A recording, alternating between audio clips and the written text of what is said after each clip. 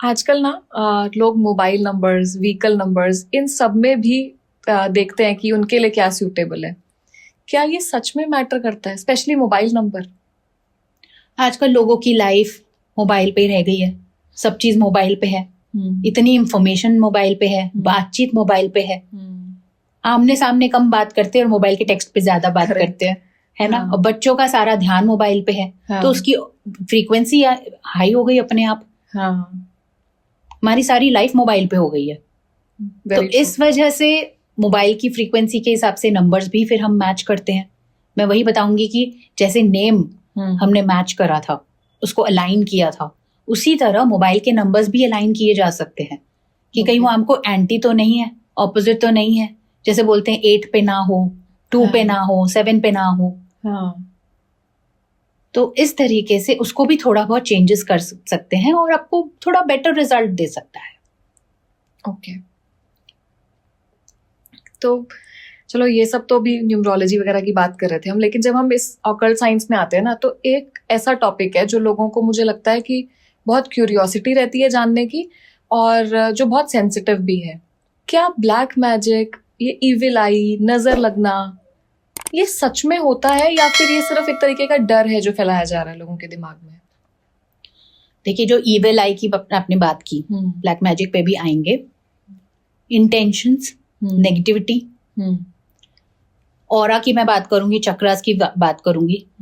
तो जिनका चक्रा वीक है, ऑरा वीक है, इमोशनली डाउन है, अगर इमोशनली आप डिसबैलेंस्ड हैं, परेशान हैं, तो ऑरा वीक है, चक्रास इम्बैलेंस्ड है।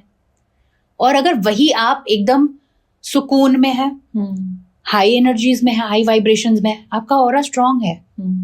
अगर आज मैं एक छोटा सा एग्जांपल दूंगी, आज एक इंसान परेशान है, उसको अगर मैं छोटी सी भी बात कहूंगी तो वो चुप जाएगी। करेक्ट। फ्रस्ट्रेट हो जाएंगे, बोलेंगे, चिड़चिड़े हो जाएंगे, बोलेंगे मुझे क्यों छेड़ रहे हो।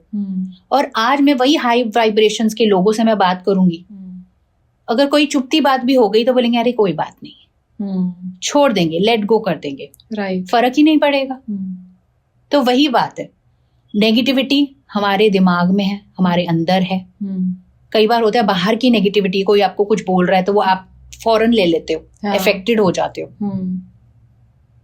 तो ये हो जाता है।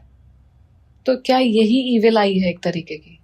वैसे कहते हैं इविल आई, किसी और की बात लग गई, अरे उसने मुझे नजर लगा दिया, थोड़ा बहुत इफेक्ट करता है कि किसी ने आपके लिए कुछ वैसे बोल दिया, कर्स टाइप कर दिया। तो ये जो नजर लगना है, ये किसी करोड़पति को क्यों नहीं लग रही है? उनके पैसे क्यों नहीं जा रहे हैं? मतलब I really want to know कि ऐसा क्यों होता है कि हम जैसे लोगों को, जो मिडिल क्लास फैमिली से बिलोंग कर रहे हैं, हमारी छोटी छोटी चीज पर नजर लग रही है, लेकिन जो लोग मतलब नजरें गड़ाए बैठे हैं किसी के पैसों पे, उनको नजर ही नहीं लग रही है। उनके बाद ना बड़ा सा वो चाहिए, उनके घर भी बड़े बड़े जो बाहर वो उनके पास जाना चाहिए, जो बड़े बड़े नजर वो चाहिए, सारे मिलके लगाओ फिर। क्या हम ये कह सकते हैं कि उनका ऑरा स्ट्रांग है? ऑरा स्ट्रांग है। एक तो I was coming on to that कि एक तो उनका ऑरा स्ट्रांग है, उनको फर्क नहीं पड़ता, उनका प्रोटेक्शन स्ट्रांग है। ओके। सब लोग नजर तो लगाते हैं, मैं वही बोलूंगी कि फिर वो मेहनत भी तो नहीं देख रहे, कैसे वो पहुंचे हैं, कितने स्पिरिचुअली वो स्ट्रांग है, कितने कर्मा से वो स्ट्रांग है, हाई वाइब्रेशंस में है, उनको फर्क ही नहीं पड़ता, अनअफेक्टेड है। और ये पता कैसे चलता है कि हमारा जो ऑरा है वो स्ट्रांग है या वीक है? देखिए, अंदर से आपको फीलिंग आएगी, कितने कंटेंटेड है आप लोग, कितने सुकून में है, इमोशनली कैसे हैं, अपलिफ्टेड हैं, कितने गोल ओरिएंटेड हैं, लाइफ को कैसे देख रहे हैं, कि मुझे क्या करना है, कितना विजन आपका क्लियर है, कि मुझे क्या चाहिए लाइफ में, मेरा बेस क्या है, मुझे रिलेशनशिप्स अच्छे चाहिए, मेरे को एम्बिशियस हूं, मुझे करियर अच्छा चाहिए, परेशान नहीं है, क्रिब नहीं कर रहे हैं, कंप्लेन्स नहीं कर रहे हैं। तो अगर हम लोग ये सब चीजें नहीं कर पा रहे हैं, मतलब हमें अपने गोल समझ में नहीं आ रहे, हमें समझ में नहीं आ रहा, मतलब कुछ क्लियर नहीं है, मेस्ड अप है चीजें, तो दैट मीन्स हमारा जो ऑरा है वो वीक है। अगर मेस्ड अप है और जो हमारी चीजें हम जो चाह रहे हैं वो नहीं हो पा रहा है, और उसकी वजह से हम फ्रस्ट्रेटेड हैं, तो डेफिनेटली, क्योंकि आप अफेक्ट हो रहे हैं ना, तो अगर किसी को अपना ऑरा स्ट्रॉन्ग करना हो तो उसके लिए उसे क्या करना चाहिए? सबसे पहले तो समझना चाहिए, कुछ देर बैठकर चाहे मेडिटेशन करके या कुछ सोच के पेन डाउन कर सकते हैं। लिखने से बहुत क्लैरिटी मिलती है।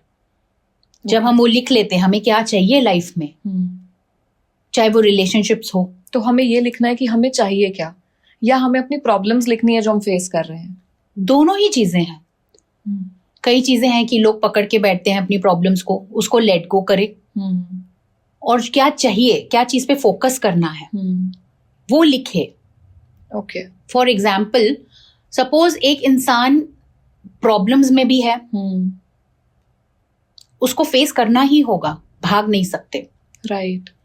तो अगर वो अपने माइंडसेट को ऐसे करे कि ये प्रॉब्लम्स तो जब होगी तब होगी, अब मैं इसको अपनी लाइफ को ठीक करने के लिए क्या कर सकता हूँ या क्या कर सकती हूँ, उस पे फोकस करे, माइंडसेट को पॉजिटिव की तरफ टर्न करे, क्या क्या चीज पे वर्क करना है इस पे डाइवर्ट करे, तो थोड़ा बेटर हो सकता है। एक तो डाइवर्जन हो जाएगा, राइट।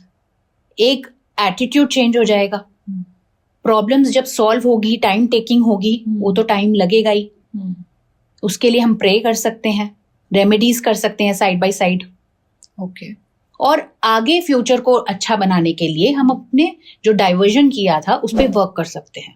चाहे गोल्स ले लीजिए, अगर बिजनेस का प्रॉब्लम है तो उसमें गोल्स ले लीजिए कि मुझे ये टाइम तक ये करना है। रिलेशनशिप हो तो मुझे ये टाइम तक या मुझे कंसिस्टेंट होके अपने रिलेशनशिप को ठीक करना है। मेलो डाउन होना है, ईगोइस्टिक नहीं होना है, मुझे बात करनी है, किसी को मनाना है। वो रिस्पॉन्सिबिलिटी आप खुद पे लेना है। ओके। एक्सपेक्टेशंस नहीं करने हैं। Take the complete responsibility of your life.